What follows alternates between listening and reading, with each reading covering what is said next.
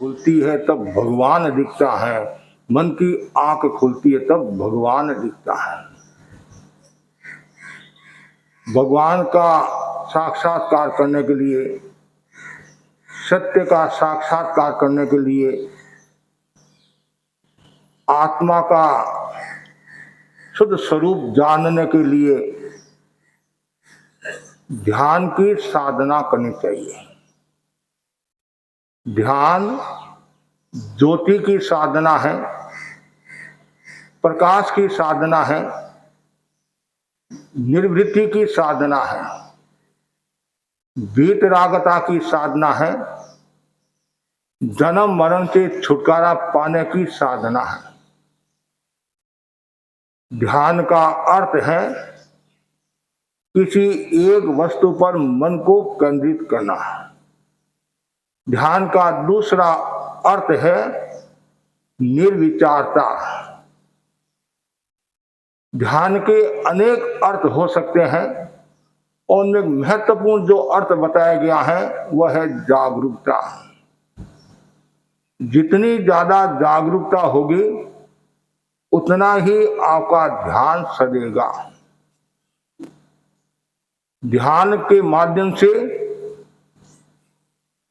अनेक प्रकार के रोगों की चिकित्सा कर सकते हैं। शारीरिक स्वास्थ्य, मानसिक स्वास्थ्य, भावनात्मक स्वास्थ्य को प्राप्त कर सकते हैं। कर्मजा शक्ति को बढ़ा सकते हैं, स्मरण शक्ति का विकास कर सकते हैं और ध्यान स्वभाव परिवर्तन की साधना है। विभाव से स्वभाव में आना है, राग से विराग में आना है, मृत्यु से अमृत में आना है, तो सभी साधकों को ध्यान की साधना करनी चाहिए। ध्यान में एक ध्यान है प्रेक्षा ध्यान। आचार्य श्री तुलसी की सन्निधि में आचार्य श्री महाप्रज्ञ जी ने प्रेक्षा ध्यान का शुभारंभ किया। गहराई के साथ देखना, अपने आप को देखना, अपने दोषों को देखना, अपने अवगुणों को देखना। जो व्यक्ति अपने दोषों को देखता है, अपना निरीक्षण करता है, वही व्यक्ति ध्यान की साधना कर सकता है और वही अपना विकास कर सकता है। प्रत्येक व्यक्ति सुख चाहता है, केवल सुख चाहने मात्र से सुख प्राप्त नहीं होता है। उसके लिए खपना पड़ता है, तपना पड़ता है, साधना करनी पड़ती है, तब जाकर परम सुख की अनुभूति कर सकते हैं, आध्यात्मिक सुख की अनुभूति कर सकते हैं। भौतिक सुख तो आपको कैसे भी प्राप्त हो सकता है, उसके लिए भी पुरुषार्थ करना पड़ता है। और आध्यात्मिक सुख के लिए संवर धर्म, निर्जरा धर्म की आवश्यकता रहती है। और निर्जरा में एक महत्वपूर्ण, जो निर्जरा के 12 भेदों में महत्वपूर्ण जो भेद बताया है वह है ध्यान। इसलिए बार बार ध्यान, प्रेक्षा ध्यान की साधना बार बार करते रहो। करते करते एक दिन आप स्व का दर्शन कर सकते हो, आत्मबोध को प्राप्त हो सकते हो और प्रज्ञा का जागरण कर सकते हो। और ध्यान करने वाला व्यक्ति परम आनंद में रहता है, शांत अवस्था में रहता है। और जो ध्यान करने वाला है, प्रेक्षा ध्यान की साधना करने वाला है, उसके लिए 5 सूत्रों को समझना जरूरी है। 5 सूत्रों को समझे बिना वो व्यक्ति ध्यान की गहराई में जा नहीं सकता है। आचार्य श्री महाप्रज्ञ जी ने उपसंपदा के 5 सूत्र दिए। उपसंपदा का मतलब है एक प्रकार की दीक्षा, शपथ। जैसे विधानसभा में शपथ दिलाई जाती है, लोकसभा में शपथ दिलाई जाती है, सभा संस्था में शपथ दिलाई जाती है, उसी प्रकार जो ध्यान साधना करने वाला है उसको भी शपथ दिलाई जाती है कि तू जब तक ध्यान करे और नहीं भी करे, इन 5 बातों का ध्यान तुम्हारे को रखना है। पहला है भावक क्रिया। पहला क्या है? भावक क्रिया। भाव क्रिया का तात्पर्य है अब जिस कार्य में लीन, जिस कार्य में आप जिस कार्य को करना चाहते हो उस कार्यक्रम में लीन रहे, उस कार्य में लीन रहे। 3 दिन की तपस्या करना सरल है, 3 मिनट की भाव क्रिया करना कठिन है। आप यहाँ बैठे हो और आपका मन कहाँ घूम रहा है, और घूमता यहाँ नहीं, केवल कलकत्ता में नहीं, कहाँ का कहाँ पहुंच जाता है। ये मन की गति विचित्र है। कितना सुंदर का है, मन की गति है अटपटी, झटपट लिखी न जाए, और झटपट लिखी जाए तो खटपट ही मिट जाए। इसलिए मन को वश में करना जरूरी है, मन की चंचलता को वश में करना जरूरी है। मन की चंचलता मिटेगी तब ही व्यक्ति ध्यान में आगे बढ़ सकता है। तो मन की चंचलता कब मिटे? जब हम भावक क्रिया की साधना करेंगे। भावक क्रिया जरूर, कोई भी आप काम करे अपरमत्तता के साथ करे, जागरूकता के साथ करे और जानते हुए कार्य करे। आप खा रहे हो तो केवल खाने में ध्यान, बोल रहे हो केवल बोलने में ध्यान, सुन रहे हो तो सुनने में ध्यान, सो रहे हो तो केवल सोने की प्रक्रिया, पर जो प्रवृत्ति करे हो उसी में ध्यान। प्रवचन करे तो प्रवचन में वही प्रवचन का ही ध्यान रहे। प्रतिक्रमण करे हैं, संध्या करे हैं, जाप करे, कोई भी प्रवृत्ति करे हैं, उसमें तल्लीन होना, तब जाकर साधना सफल होती है। अब मैं आपको सुना रहा हूं, कोई नया भाई आ गया, नई बहन आ गई, कोई नया कपड़ा पहनकर आ गई, कलकत्ता का वेश पहनकर आ गई, और आप उसको देख रहे हैं तो फिर आपका ध्यान कहां से देगा? आपका मतलब जो हम मैं बता रहा हूं वो आप कैसे उसको ग्रहण करोगे? तो जो काम करे हो उसी में तल्लीन। उत्तराधीन सूत्र में बहुत सुंदर आया है, तब मुक्ति तब पूरे कार्य, पर जो करे उसी में तल्लीन हो जाओ। आसपास में क्या हो रहा है उसकी चिंता नहीं करना, आसपास में क्या हो रहा है उसकी चिंता करोगे तो फिर ध्यान कैसे सजेगा? इसलिए भावक क्रिया, कोई भी काम करो भावना पूर्वक करो, और जो भावना पूर्वक करता है वो सफलता को प्राप्त होता है। एक द्रव्य क्रिया होती है, एक भाव क्रिया होती है। एक तो महाराज ने कहा है अब जाना पड़ेगा, नहीं तो महाराज नाराज हो जाएंगे, नाराज हो जाएंगे। आज से मुझे कोई लेना देना नहीं है। महाराज ने तो हमें प्रेरणा दी है, प्रशिक्षक हमें करा रहे हैं, हमारा काम है हमें सुधरना है, हमें भावों की शुद्धि करना है। कितना सुंदर का है, और भाव बिना भक्ति भी नहीं। ध्यान से सुना, भाव बिना भक्ति भी नहीं होती है। आपके शुद्ध भाव होंगे तो ही भक्ति होगी, और शुद्ध भाव नहीं है तो आप कितना भी कुछ भी कर लो तो आनंद नहीं आएगा। एक सांसारिक दृष्टि से देखे, कोई व्यापार करा है और यदि वो भावना के साथ व्यापार करा है, तल्लीनता के साथ व्यापार करा है, जागरूकता के साथ व्यापार करा है, तो उसको सफलता मिलेगी। एक रसोई बनाने वाला है और वो तल्लीनता के साथ रसोई बना रही है तो उसको सफलता मिलेगी। अब रसोई भी बना रहे हैं, हल्लो हल्लो भी कर रहे हैं, और दूध उफन रहा है, और क्या कर रहे हैं, कभी कभी नमक की जगह चीनी डाल देते हैं, चीनी भी डाल देते हैं। कभी कभी ऐसा हो जाता है। मैं एक जगह गोचरी गया, वैर विरोध का भाव नहीं रखना, मित्र से इति मैत्री, सब जीवों को मित्र समझना, अपनी आत्मा के समान समझना। सर्वभूतेषु, कितना सुंदर। पंडित कौन होता है? आत्मवत सर्वभूतेषु, जो अपनी आत्मा को दूसरों की आत्मा के समान समझता है। जिस दिन ये सूत्र आ गया तो आपका ध्यान सज जाएगा, ध्यान सज जाएगा, फिर आपको ध्यान करने की आवश्यकता ही नहीं रही। क्यों? आपने सब जीवों को अपनी आत्मा के समान समझ लिया है। इसलिए मैत्री का भाव, और जो व्यक्ति मैत्री का भाव रखता है वो आगे बढ़ता। कितना सुंदर का है, खून से सना कपड़ा खून से साफ नहीं होता है, उसके लिए पानी और साबुन की आवश्यकता होती है। उसी प्रकार हिंसा को हिंसा के द्वारा मिटाया नहीं जा सकता है, वैर को वैर के द्वारा मिटाया नहीं जा सकता है। उसके लिए अहिंसा मैत्री का विकास जरूरी है। भगवान महावीर मैत्री के पुरोधा कह सकते हैं, उनके रोम रोम में नस नस में मैत्री का भाव था। चौथा जो सूत्र है वह है मित भाषण। जो साधना करने वाला है वह थोड़ा बोले, कम बोले, जितना थोड़ा बोलेगा, कम बोलेगा, उतना ही उसका विकास होगा। कितना सुंदर का है, एक एलर्जी शब्द है और एक एनर्जी शब्द है। ज्यादा बोलोगे तो लोग एलर्जी करेंगे, और कम बोलोगे तो एनर्जी मिलेगी। कितना सुंदर का है।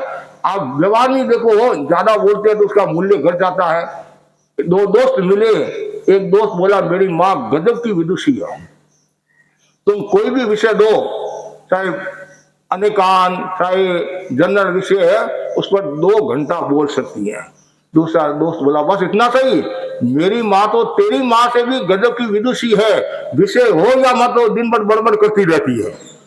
और जो दिन भर बड़बड़ करता रहता है उसका मूल्य का। इसलिए मित भाषण, थोड़ा बोलो। और जो व्यक्ति थोड़ा बोलता है तो वो एनर्जी को प्राप्त होता है। यहां तक बताया गया है थोड़ा हारो थोड़ो भनियो। जो थोड़ा बोलता है तो देवता भी उसकी सेवा में रहते हैं। जो संयम पूर्वक बोलता है, विवेक के साथ बोलता है, उसका मूल्य होता है। लास्ट जो है मिताहार, जो साधना करने वाला है यदि वो गरिष्ठ पदार्थों का सेवन करेगा, तामसिक भोजन करेगा, राजसिक भोजन करेगा, ज्यादा मात्रा में भोजन करेगा, तो उसका ध्यान कैसे सदेगा, ध्यान साधना कैसे करेगा। तो मतलब पेट जब भूखा मतलब कहने खाली पेट में जितना ध्यान अच्छा होता है, भरा हुआ में ध्यान अच्छा नहीं होता है। तो फिर तो उस समय तो आपको नींद की बात आएगी। ज्यादा खाया हुआ है, कभी कभी अब खाने के प्रति भी बहुत आकर्षण होता है, और कहीं भी माल मिल जाता है तो छोड़ते नहीं, आओ छोड़ते नहीं, और आओ ऊपर से और कहते क्या करें महाराज, इनका माल खराब नहीं हो जाए इसलिए हमारे को उठाना पड़ रहा है, हमारे को खाना पड़ रहा है, हमारा मन नहीं है, इसका मन रखने के लिए और चीज खराब ना हो इसलिए हम खा रहे हैं। अरे चीज खराब नहीं हो, उनका मन है, लेकिन अपना पेट भी तो देखो, ये पेट है, पेटी नहीं है, क्या है, पेट है। ऐसा कहा जाता है, उनोदी शब्द आता है, पेट में थोड़ा जाएगा नहीं तो साधना अच्छी होगी। ये 5 सूत्र है, इन 5 सूत्रों की जो आराधना करता है वही व्यक्ति ध्यान साधना कर सकता है। अब कोई भी ध्यान करो, कोई भी ध्यान करो, लेकिन ये 5 सूत्रों को समझना जरूरी है। जो गहराई के साथ ध्यान करता है वही व्यक्ति अपना निरीक्षण कर सकता है और अपना जीवन बदल सकता है। ध्यान के द्वारा हम पूरे भव की बातों को भी जान सकते हैं, मतलब इतनी शक्ति है कि भगवान महावीर ने ध्यान साधना और तपस्या के द्वारा घाती कर्मों को क्षीण करके केवल ज्ञान को प्राप्त किया। आज भी हमारे अनेक ऋषि मुनि हैं, चाहे जैन हो अजैन हो, ध्यान साधना के द्वारा स्वयं की आत्मा को आलोकित करे हैं, प्रकाशित करे हैं, और दूसरों की आत्मा को भी वो प्रकाशित करे। इसलिए आवश्यकता है सब ध्यान की साधना करें। और कुछ क्षणों के लिए मैं आपको ध्यान करा रहा हूं, सब प्यारे, आप आंखें बंद,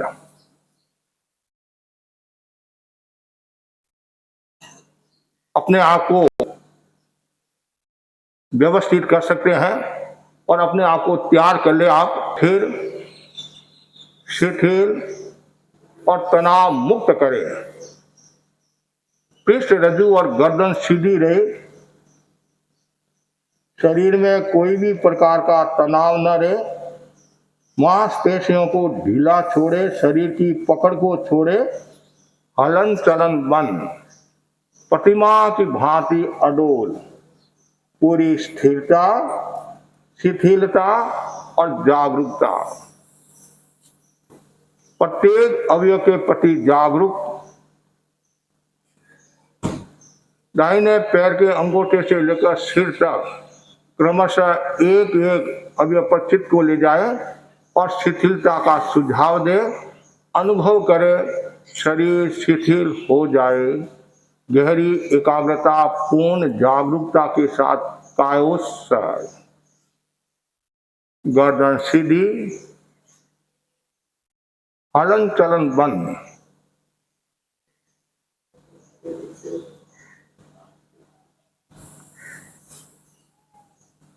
अंगूठा अंगुलियां एक एक अवयव पर चित्त को ले जाए और शिथिलता का सुझाव देते हुए आगे बढ़ते जाए।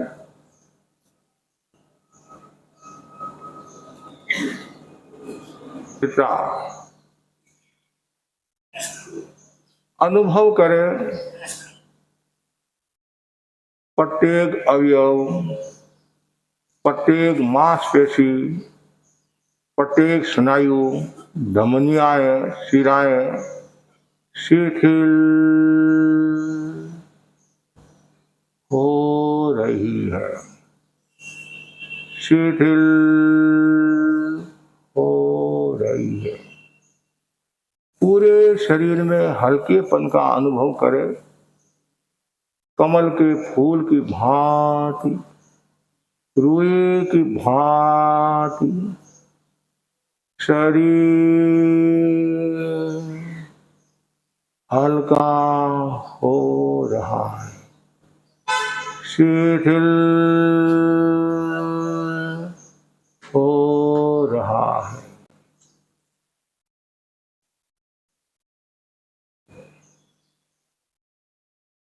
तनाव मुक्त हो रहा है।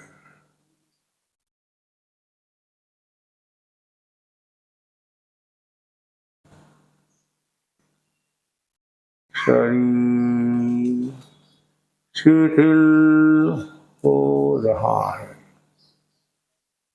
अनुभव करे पैर से लेकर सिर तक का पूरा भाग शिथिल हो गया है, शिथिल हो गया है।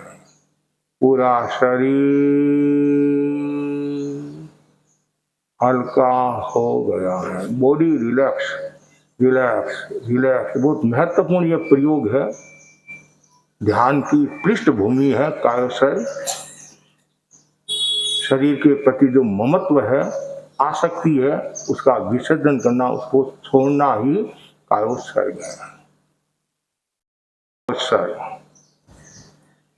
अंतर्मौन, स्मृति, कल्पना एवं चिंतन न करे, न स्मृति, न कल्पना, न चिंतन, कुछ नहीं, केवल शांत मुद्रा, अंतर्मौन, कंठ का कायोत्सर्ग कुछ क्षणों के लिए। तीसरा चरण श्वास प्रेक्षा, दीर्घ श्वास प्रेक्षा। श्वास की गति को मन करे, धीरे धीरे श्वास छोड़े, धीरे धीरे श्वास ले। श्वास लयबद्ध और समताल चले। श्वास को लेने में जितना समय लगे उतना ही छोड़ने में समय लगे, पूर्ण जागरूकता के साथ। के कंपन नाभि तक पहुंचे। श्वास लेते समय पेट की मांसपेशियां फूलती हैं, छोड़ते समय पेट की मांसपेशियां सिकुड़ती है।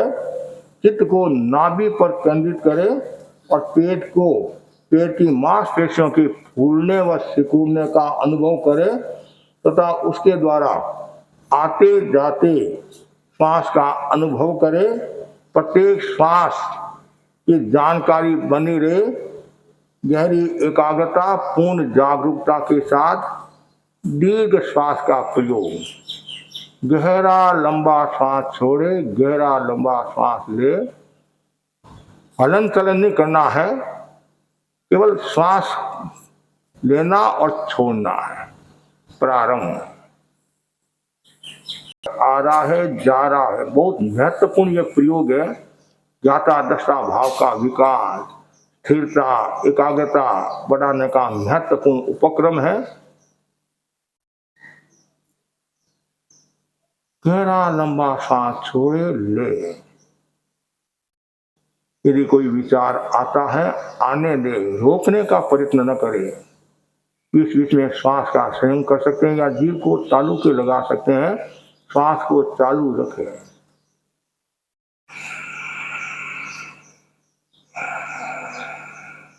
नाखूनों के भीतर संधि स्थल पर केंद्रित करें। श्वास छोड़े, श्वास ले 9 बार। श्वास ले, श्वास छोड़े। दोनों नाखूनों के भीतर श्वास के संधि स्थल पर केंद्रित करें। लेवल श्वास ले और छोड़े।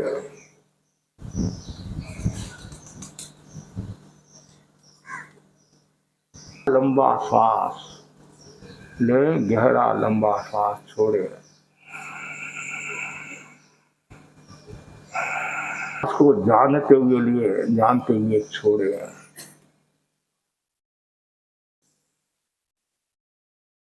चौथा चरण ज्योति केंद्र प्रेक्षा।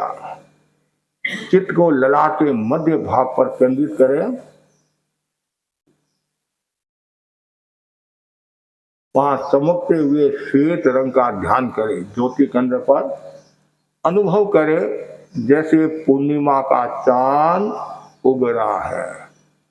उसकी श्वेत रश्मियां ज्योति केंद्र पर गिर रही हैं, अथवा अर्धचंद्र, अष्टमी का चांद या किसी भी श्वेत वस्तु का आलम्बन लेकर ज्योति केंद्र पर सफेद रंग का ध्यान करें, साक्षात्कार करें। बहुत महत्वपूर्ण प्रयोग है ये।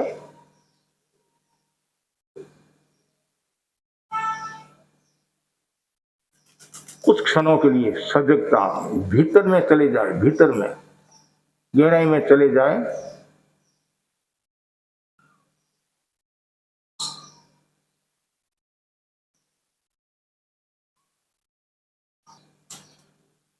पूर्णिमा के चांद की श्वेत रश्मियां ज्योति केंद्र पर गिर रही हैं। अनुभव करें, क्रोध शांत हो रहा है, आवेग शांत हो रहा है, वासनाएं शांत क्षीण हो रही हैं। ऐसा अनुभव करें कुछ क्षणों के लिए, भीतर तक अनुभव करें, अनुभव करें। आवेग आवेग शांत हो रहे हैं। मध्य भाग से हटाकर पूरे ललाट में फैलाए और अनुभव करें, ललाट के भीतर श्वेत रंग के परमाणु प्रवेश कर रहे हैं। पूरा ललाट श्वेत रंग के परमाणुओं से भर गया है।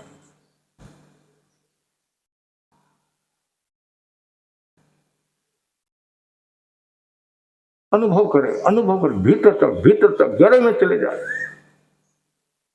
पूरा ललाट श्वेत रंग के परमाणु से भर रहा है, भर गया है। अनुभव करें, भर गया है।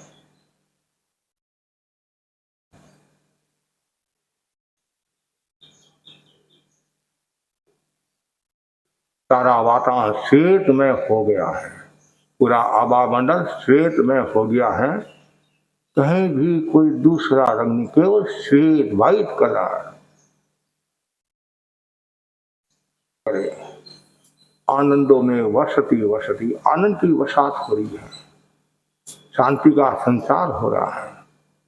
मेरे रोम रोम में, नस नस में शांति का संचार हो रहा है। आनंद की अनुभूति हो रही है, परमानंद की अनुभूति हो रही है। अनुभव करें, भीतर तक सारा वातावरण आनंद में हो गया, शांति में हो गया है।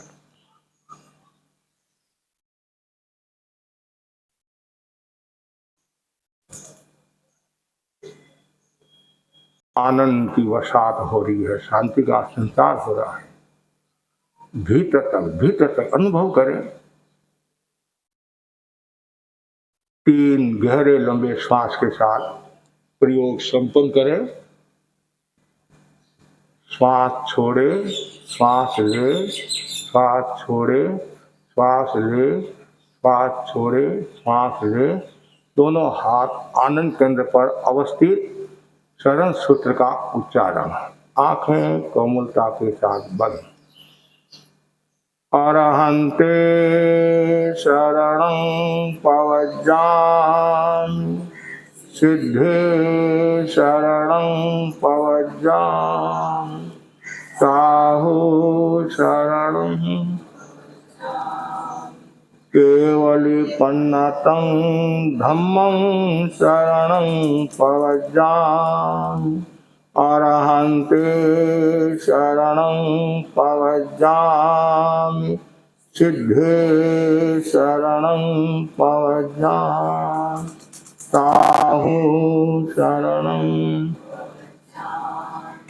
केवलिपन्नतं धम्मं शरणं पवज्जामि, अरहन्ते शरणं पवज्जामि, सिद्धे शरणं पवज्जामि, साहु शरणं पवज्जामि, केवलिपन्नतं धम्मं शरणं पवज्जामि।